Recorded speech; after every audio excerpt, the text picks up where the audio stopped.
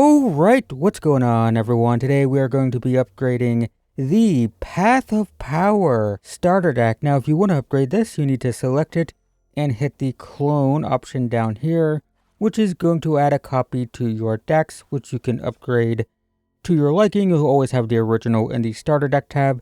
You can click here, or if you're in this mode, you can click here, and we're going to change this to standard. Now, this is going to be a budget upgrade. What that means is we are not going to be spending rares. We're not going to be spending mythics. This is commons and uncommons only. You can make a very powerful Gruul aggro or Gruul stompy deck for sure if you want to blow a bunch of rares on this thing. But that's not the goal of this video. The goal is to take this deck and just power it up a little bit with just commons and uncommons. But what is this deck? It is a Gruul stompy deck. You know, we're like ramping into 3-drop, 4 threes, right? But it's also a 4 power matters. If I do 4 power, does that work? Kind of. If we have a creature with power 4 or greater, gets +2/+2. This gets a counter. This gets +1/+0. We have bulk up, which doesn't fit my criteria at all. But yeah, it cares about power 4 or greater. This also kind of cares about it a little bit. But yeah. Big stuff. We like big things. It's also, by the way, why it's playing stuff like this. This is not a good card, but it is 4 power for 3. Same thing with this, so it kind of works. This is also 4 power for 3, right? That's what it's going for. But my god, does it have some junk, right? But this is not playable. You should not be playing this. This doesn't technically trigger our stuff, which is a bit awkward, though it is a really good card.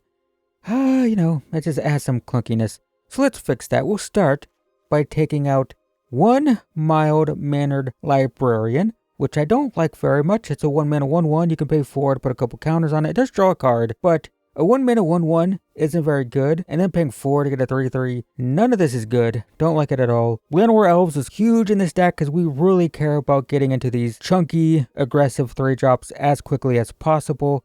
So definitely worth taking out one of these and adding the 4th Llanowar Elves. Next, I want to talk about the payoffs. I want to add another one of these. I want to take out one of these. So they're both 2 mana.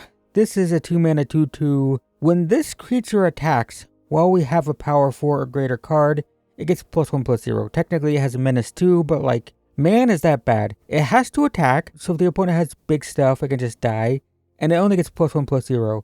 This doesn't have to attack. It triggers at the beginning of combat, so we can just not attack, and it gets a permanent +1/+1 counter. So, like, why? Why would we ever do this? I don't want to. So we'll take out one of these. We'll add a 4th Nessian Horn Beetle. This thing does get big. It takes a while, but, you know, sometimes you play it on turn 2, you play this turn 3, and, you know, this just starts growing really quick. So it's not bad. It's just, it is a little slow, little bit slow, but still better than a Courageous Goblin. Next, we could start working on these 4 power things like this, which aren't very good. We'll start by taking out 2 Beastkin Rangers and adding, it's Jolene, right? Yes, Jolene. I know my own deck that I'm trying to build here. So both of these they're accomplishing the same thing, which is give 4 power. The problem is, well, this is only for 1 turn. This needs us to constantly play stuff. Whenever another creature enters, this gets +1/+0. So it won't trigger the turn it enters for Nessian Horn Beetle. That's not good. And if we don't play a creature for a turn, then it doesn't have 4 power. This is without question our worst 4 power for 3 mana card in the deck. This, on the other hand, it does have 1 less toughness, but it automatically has 4 power. And whenever we attack with a 4 power creature, it is going to create a treasure token. Now note that this doesn't have to attack. If we already have, say this in play, for example, we play this, attack with this, it will trigger and make a treasure, and then we can sacrifice those treasures to deal 1 damage to any target, which is totally fine. I'm not saying that's exciting, but a 3-mana 4 power creature that makes treasures can deal a little bit of damage. The treasures ramp us. It's not bad. Definitely better than this thing. And hey, uncommon, not bad.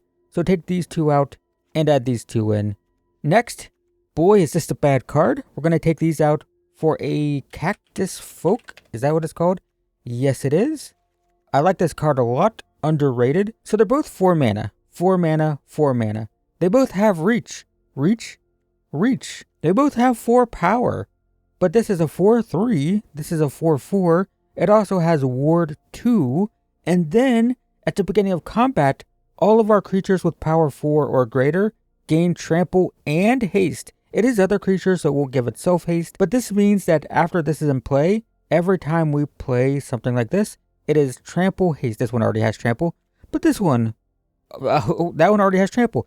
Jolene gets trample. We'll be taking these out, by the way, but yeah, giving our other stuff trample, giving our other stuff haste on a card that's just already better in every way. I don't have much to talk about.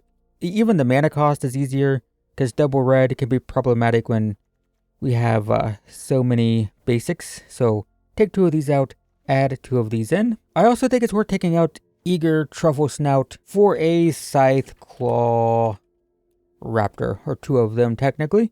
So once again, we have 3 mana, 3 mana. We have 4 power, 4 power.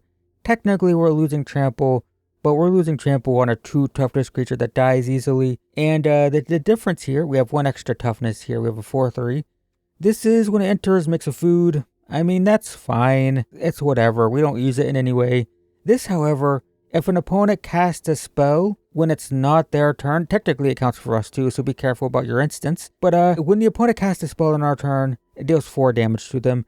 And if you're low rank, if you're new enough to the game that you need a guide like this, chances are you're going to be playing against people who just don't read the cards, and you'll be surprised how often people are going to dome themselves for 4 damage against this thing. It happens way too often than it should. In addition to being a little bit more powerful, we do lose the trample, though we can gain it back here potentially. So I think it's worth taking out 2 of these and adding 2 of these. And I would say at this point, you could play 4 copies of either of these. This, in the past, I have taken this out of the deck. It's not very good. However, in casual, especially at lower ranks, one of the most popular decks you're going to play against is Mono White Life Gain. And this turning off that deck, it's actually probably worth having a couple. Next, I want to look at Axguard Cavalry. It's just not that exciting. 2 mana, 2/2, you can tap it to give something haste. Sure, I guess. But I would rather have another Ruby. It is legendary, so you do need to be careful about that. But if we control a creature with power 4 or greater, it is a 2 mana 3/4 that can tap for mana. It can also ramp us into like stuff like this, right? Really quick. So I think it's worth taking out 1 of these for 1 of these. Next, I just want to get this other mild-mannered librarian out. And I'm going to be adding another Cactus Sure Shot. This card just isn't very good. 1 mana, 1/1, don't care. 4 mana, 4/3/3, don't care. I mean, we're taking a 1-drop out for a 4-drop, but we're also taking out a useless 1-drop for a useful 4-drop. I'm fine with this. Take that out. Get to 3 Cactus Sure Shots. I also want to take out Felling Blow. I hate this card. I don't know. I need to look at the deck list. This was in like every green deck. It's so bad. I hate it. I want to add talent. Hunter's talent, specifically, because this is uncommon. So, 3 mana, you put a counter on something, that's cool, and then it deals damage equal to its power to target creature an opponent controls. That is a perfectly fine effect in draft. I mean, this would be totally playable in draft. I assume it is. I haven't drafted Foundations, but that's fine. It's pretty good in draft, but in constructed, we can do better. So this is 2 mana. When it enters, target creature you control deals damage equal to its power. So same thing. We don't get the counter, but it costs 1 less. But then we can pay 2, and whenever a creature attacks, gets +1/+0 and gains trample. So we have an extra way to give trample if we don't find this. And then if we can pay 4 at the beginning of our upkeep, if we control a creature with power 4 or greater, we draw a card. That's pretty good if we get to that point. Drawing cards is good. This, I don't like so much. So we have like the same thing. We don't get the counter, but it's cheaper. But then we have just extra stuff, extra trample, extra card draw. So we'll take 2 of these out, add 2 of these. I also think we can take out Bulk Up for Aguruk's Uprising. And I actually think instead of playing Uprising, you could take the Uprising out and just play 4 Hunter's Talent. But for now, I just want to do this. So this doubles a creature's power, which is pretty scary, especially if you happen to have Alana and Elena. If this deck had 3 of these, I might keep this in. Because if this gets a couple counters, and then you can like double its power, then double its counters, and do all kinds of stuff, it gets kind of crazy. But I did find while playing this deck that this card was just super, super clunky. I didn't always have targets for it. I'd play it and my creature would just get killed. I'd rather just have more card draw. Card draw is good. let's draw cards. Take this out, add a second copy of this. And if you wanted to, take 2 of these out, add 2 of these, go to 4. I think that's pretty reasonable as well. Next up, I want to take out these 2 kind of so payoffs. This isn't even a payoff. 2 mana 2/2 give a creature haste. 2 mana 2/2 gets bigger. Don't really like these. And what I want to replace them with is Picnic. Picnic Ruiner. It is a 2 mana 2/2. When it attacks, while we control a creature with power 4 or greater, it gains double strike. That's fine. But then you can distribute 3 +1/+1 counters for 4 mana. This combines really well with Helana and Elena, for example. If we add counters to it, it makes our other stuff bigger. It works really well with the Animist, which if it gets bigger, it makes other things bigger. It also works really well with just like a Llanowar Elf, because it's a 1/1, and if we add 3 counters to it, it becomes a 4/4, which is enough power to start triggering stuff like this. So it is a pretty good enabler. It's an okay payoff. It has double strike, but it's kind of small. It does get kind of scary if you start adding counters to it with this, or if you pump it with this, right? If you attack with this, give this +4/+4, it becomes a 6/6 double strike, which isn't bad. You can get counters on it with Snakeskin Veil, right? So it's not bad. But the 4 mana to turn a small creature into a 4-power creature is pretty good, and it's a okay payoff. And I like it better than this stuff, which just isn't very good. Don't like it very much. Take these out, add 2 of these, and this is our deck. So what rares do we have for this deck? First off, this is a very rudimentary deck, right? We are just stompy. We're Gruul stompy. We do care about 4 power, but we just want to smack people. So literally, you can probably just go to your account and just do like, I don't know. Let's just see what we have in here, huh? Oh, let's also do creatures. Just as an example, what's good here? This is fine. A Bone Horde Dracosaur is not terrible. This isn't bad. This isn't bad.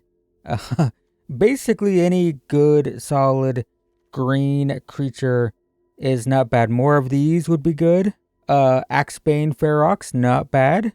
Or a Boroid, pretty good, right? Oh man, Bristlebud Farmer, love this. Highly recommended. Hulking Raptor, anything with 4 power or greater is pretty good. But the main ones I want to talk about are these 3, which are very heavily played in Standard for a reason. First off, we have Trailblazer, 3 mana, 4/2, adds a mana when it enters. Whenever another creature with power 4 or greater enters, draw a card. Probably better than Uprising, just because it's another creature that it's going to draw cards, right? This draws cards, but this is on a creature that does the thing that we want to do. We have Surak, which is 3 mana, 4/3, trample, can't be countered. And then whenever a creature we control becomes the target of a spell by the opponent, basically a kill spell, if the opponent tries to kill our stuff, we draw a card. It's pretty good. It's probably better than, it might be better than this, to be honest. Probably better than both of these. We also have a 3 mana, 4/4. Gift a card, reach, when it enters if the gift was promised, destroy target artifact or enchantment. You don't have to do that. This can just be a 3 mana 4/4. But a lot of people are playing stuff like, I guess a good example would be the Snare. Right, there's lots of stuff like this. O-ring effects. When this enters, exile target non-land permanent, and this can kill that. So if the opponent, let's say you have the Animist, and the opponent gets hit with a Snare, you can play this, blow up the Snare, get your Animist back, right? It's pretty good. And yeah, they get a card, but you destroy their removal spell, you get your card back, and then maybe they draw something good, maybe they don't. So that's why this card is good. So these 3 are great. They're better than the 3 drops here. They're probably better than Jolene.